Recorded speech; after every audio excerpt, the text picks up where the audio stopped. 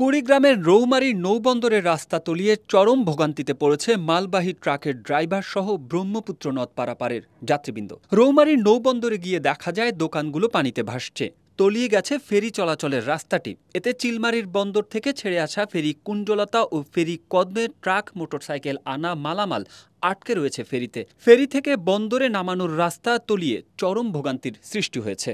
Truck driver আলামিন জানান, ৩ ঘন্টা থেকে ঘাটে বসে আছি, রাস্তা মেরামত না হওয়া পর্যন্ত আমাদের এখানেই আটকে থাকতে হবে। প্রায় ৩ ঘন্টা ধরে খারাপ হয়েছে, ওই যে পানি ওঠার কারণে রাস্তার কারণে আমি যাইতে পারতাম না।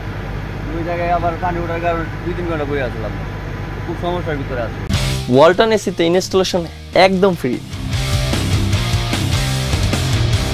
বন্দরের দোকানদার আশরাফুল ইসলাম বলেন, আরেকটু পানি বাড়লেই মালামালগুলো তলিয়ে যাবে। আমি দোকান নিয়ে অনেক দুশ্চিন্তায় আছি, দোকান কোথায় নিব, কিভাবে নিব।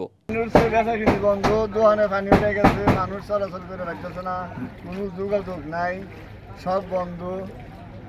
এখন তো আমাদের মুসিবত, পেসেঞ্জার করেও মুসিবত, সব দিকেই বিপদ। বিআইডব্লিউ এর সহকারী প্রকৌশলী আবুল কালাম বলেন, ব্রহ্মপুত্র নদে অব্যাহত পানি বৃদ্ধির ফলে রাস্তাটি তলিয়ে গেছে। আমরা মাটি ফেলে রাস্তা মেরামতের চেষ্টা করছি। রাস্তা মেরামত করা হলে ট্রাকগুলো নামার একটা ব্যবস্থা হয়ে যাবে। রাস্তা যতবার তলিয়ে যাবে আমরা ততবারই মেরামত করার চেষ্টা করব।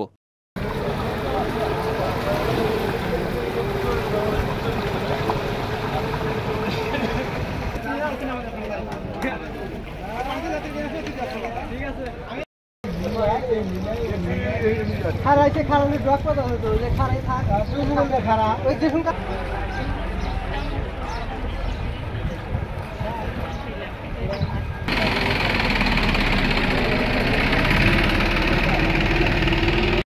আমাদের বাসা ওই চরে, এখন দেখতে পারতেছেন পানির যে অবস্থা, পানি তো 2 হাত 3 হাত নিচে ছিল, এখন একদম ফ্লাডেড হয়ে গেছে। তো জুতার ফলে এরকম ভিজে ভিজে আসতে হইতেছে, মালামাল সব কিছু পরিবহনের একটা ঝামেলা, ভাড়ার তো ভাড়া বেশি, আবার বাসায় যাওয়া আসা সব কিছুতে এখন আমরা একটু কষ্টের মধ্যে আছি আর কি।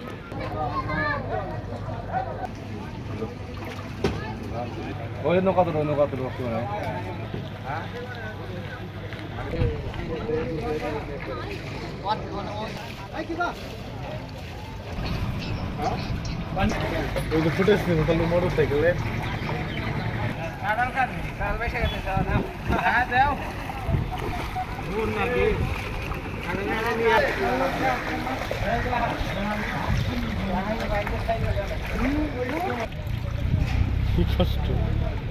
এই জায়গাটা শুকনো ছিল, হঠাৎ করে বন্যার প্রবলতা বৃদ্ধি পাওয়ায় এখানে পানি হয়েছে এবং আমাদের দুর্ভোগ, মানে অসংখ্য দুর্ভোগে আছি আমরা।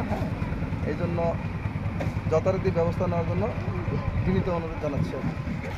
দোকানপাট তলে গেছে, মাছ আমার বেচাকিনি করতে পারতেছে না, আমরা লোকের মধ্যে উঠাইতে পারতেছি না।